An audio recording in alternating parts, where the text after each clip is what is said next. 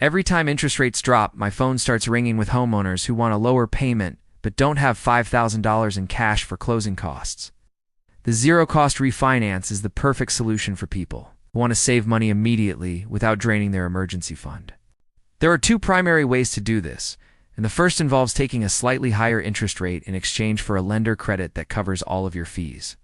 The second and more common method is simply rolling all of your closing costs into your new loan balance, so that you bring zero cash to the closing table. While this does increase your total loan amount slightly, the monthly savings from a lower interest rate usually far outweigh the cost of the added balance. You should always calculate your break-even point, which is the number of months it takes for your monthly savings to equal the cost of the refinance. If you plan on staying in your home for at least 3 to 5 years, a zero-cost refinance is almost always a massive financial win for your family. Stop letting a lack of upfront cash keep you trapped in a high interest rate while the market is offering you a way out for free. The best time to refinance is whenever the numbers make sense for your budget, and the zero-cost option makes that transition as easy as possible.